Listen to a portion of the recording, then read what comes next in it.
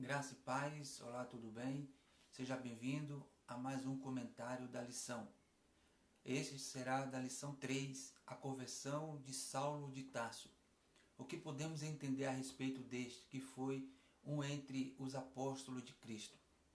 Já falamos um pouco nas lições anteriores a respeito de sua educação, relacionamento com o Império Romano e sua disposição para perseguir os seguidores de Jesus Cristo.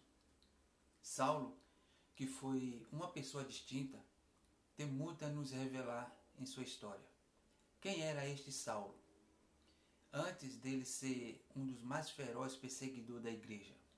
Na lição anterior falamos um pouco de seu pai, que era um dos membros da sinagoga e que era um homem muito influente entre seus pares. Falamos também de como Saulo chegou a ser fariseu.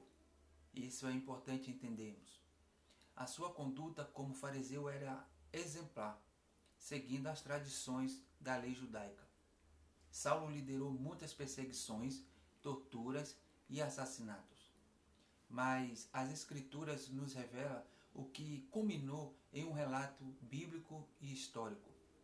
O pedido do próprio Saulo que os sacerdotes lhe dessem cartas autorizando a perseguir, torturar e matar, além das regiões de Jerusalém.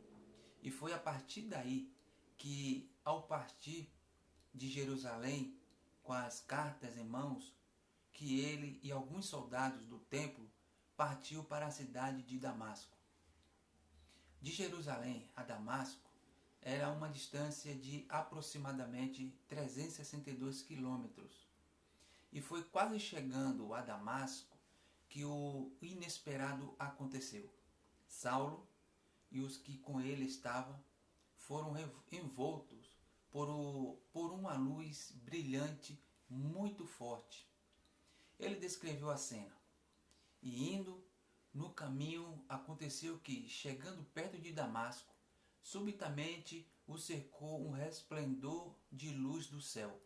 E caindo em terra, ouviu uma voz que lhe dizia: Saulo, Saulo, por que me persegues? Atos, capítulo 9, versículo 3 a 4. Naquele encontro aconteceu o extraordinário.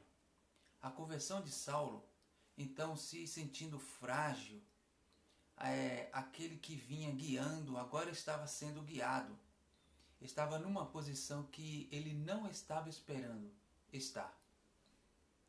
Sua conduta foi transformada. Sua ira foi transformada em apologia. E após aquele encontro, sua vida mudou, suas atitudes mudaram. Lucas narra que Saulo tinha a intenção de acabar de vez com todos que se diziam ser seguidor de Cristo. Saulo, ele relata essa intenção na carta aos Gálatas. Ele escreveu: Porque ouviste qual foi o meu proceder outrora no judaísmo, como sobremaneira perseguia eu a igreja de Deus e a devastava. Gálatas 1, versículo 13. Quero pontuar aqui a seguinte observação. A igreja ainda não era conhecida como cristãos. Foi a partir de Antioquia que a igreja passou a ser chamada de cristãos. Em Atos 11, versículo 26, está escrito: Em Antioquia foram os discípulos pela primeira vez chamados os de cristãos. Antes era chamado de os do caminho. E Saulo passaria a ser chamado de Paulo. Saulo era seu nome hebreu e Paulo seu nome gentil. Até o capítulo 13 de Atos, Lucas, quando relata a trajetória de Paulo, ele o descreve com o seu nome hebraico, que é Saulo.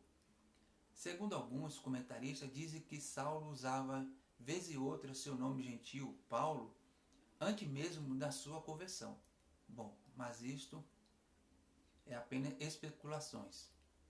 Mas a partir do capítulo 13, Lucas passa a descrever não mais com o nome de Saulo, mas Paulo. Para concluir aqui nosso raciocínio, Com essa breve história da conversão de Saulo, podemos destacar algumas características que foram notórias na conversão de Saulo. Por exemplo, característica essa que podemos notar. Uma delas é o arrependimento. Ele se arrependeu de seu comportamento antes de sua conversão. Outra característica foi a transformação pessoal. Antes não acreditava no Cristo como Filho de Deus, nem tampouco no Cristo que ressuscitou. A partir de então, passou a crer. Outra característica que podemos notar é uma transformação doutrinária. Antes, acreditava que a salvação era um direito somente ao povo judeu, mas com a sua regeneração tanto externa quanto interna, fez com que Saulo revesse sua hermenêutica, passando a entender que a salvação é ofertada a todos e que a pessoa só pode ser salvo ou salva por meio da graça.